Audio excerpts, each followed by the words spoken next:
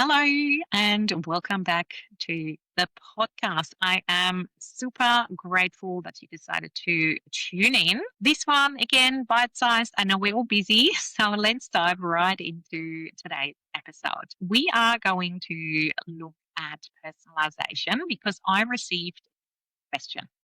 I would love to personalize my customer experience, but I feel I'm missing the tech tools to make it happen. So, in this episode, I'm going to break down what personalization really means, why it matters a great deal in your business, and I'm going to give you simple ways to make you think and get you started with the tools you likely already have in your business, meaning your email platform. So, what is personalization?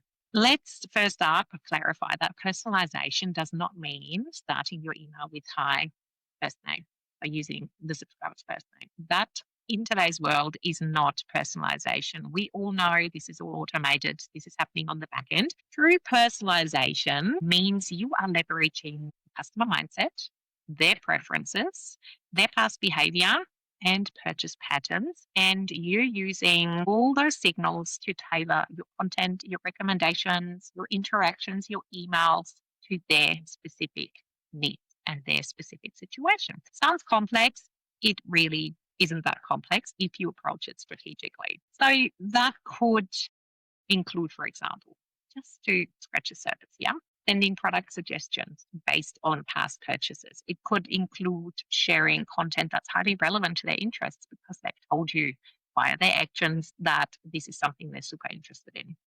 It could also mean that you are adding them automatically or removing them automatically from evergreen sequences based on the signals they're sending you. So you are anticipating their needs, you are hyper personalizing the journey they are taking through your offer suite. Why does it matter?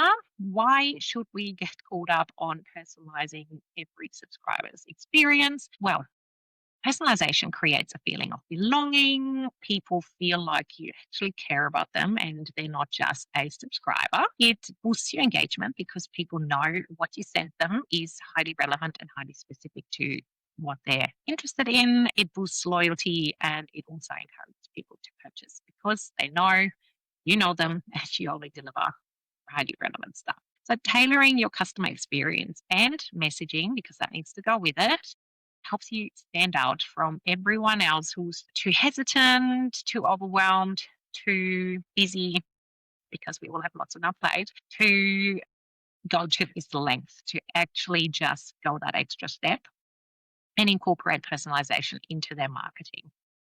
Obviously, we don't have all the time in the world to dive into every single possibility in this episode, but what I want to do is hopefully spark your ideas, spark what's possible in your business. Again, how you approach this depends on offer lineup, but these are examples taken from my business, and hopefully they can give you ideas to embrace personalization and overcome that hesitation and fear that often comes with going down that path.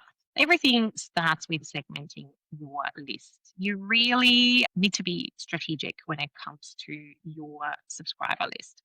Rather than just lumping everyone into the same group of people, you really need to pay attention to their purchase history, to their customer lifetime value. If your email platform allows you to do that, I personally use Drip. Drip is amazing. Insights, data analysis, tagging, etc. But Kit, Active Campaign, they have similar capabilities. So have a look what's on offer for you. But purchase history, engagement level, also interests gathered based on how they came into your world. So the lead magnet that attracted them into your world. And then based on all this complex blend of signals, of data, of insights, of traits, you can then send them targeted emails based on who they are, what they're interested in, and what they've done previously within your business.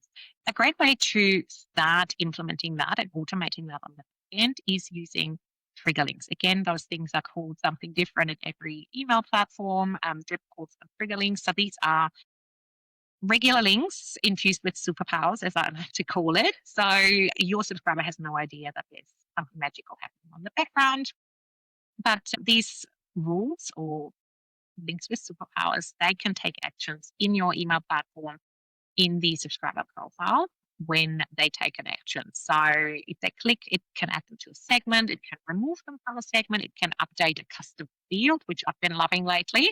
So with a bit of code, you can actually count how many times someone has clicked on a certain link. You can also take action and integrate things with Zapier, for example. I connect my Airtable via Zapier with Drip, take count of my membership submissions. So I take count of how many times someone has actually taken advantage of the membership explosion. And I use that to incentivize them to take action. You can also remove people from launch sequences. So give them the opportunity to tell you, I'm not interested in this. Remove them from future launch emails about this product, which means rather than unsubscribing, they're just not hearing about it until the next launch. So these things are magical.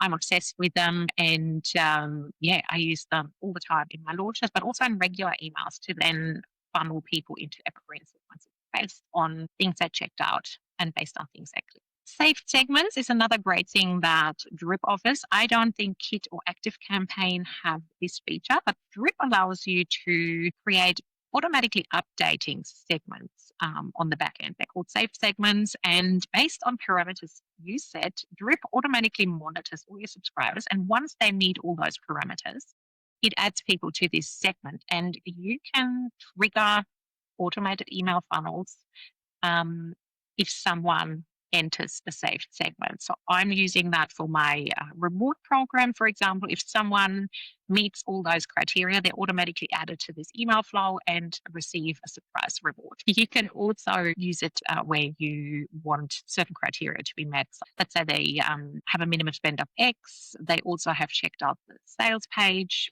5 times. They haven't been part of this funnel in the last 3 months, and they also need to not have purchased the product. So there are all sorts of complexities, but Drip makes it super easy to have all this happening on the back end. So you can tell, huge fan of Drip. I've linked Drip up in the show notes if you want to check it out if you're in search of a email platform that can give you all the abilities to personalize things, really understand your subscribers, and take them on a hyper personalized customer journey. This also is something that I'm exploring heavily inside Retention Lab. My memberships, there are countless formulas, as I like to call them, so monthly execution of bite-sized strategies that you can implement in your business to start personalizing your customer journey in an automated manner. So it just happens on the back end, and it is this beautiful long-term strategy that you implement once, and it keeps working for you in the background. You can also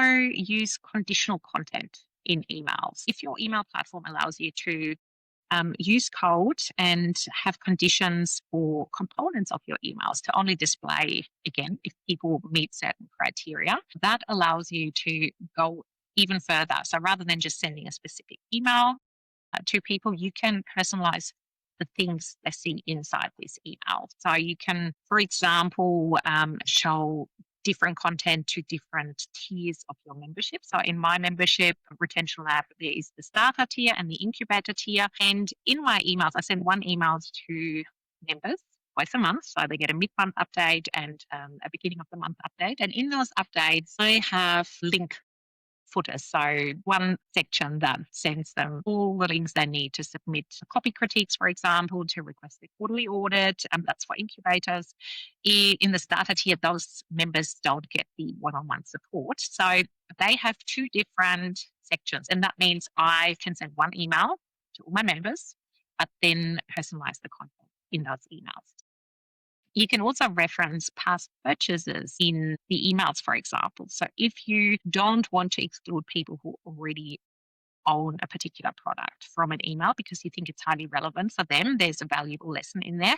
Rather than pitching the product to them, asking them to buy it for $49, you can have the sales message only display for people who aren't tagged with that particular product. And then people who are already tagged with the product, you can remind them, you already own product XYZ. Why don't you go revisit it and, take action today?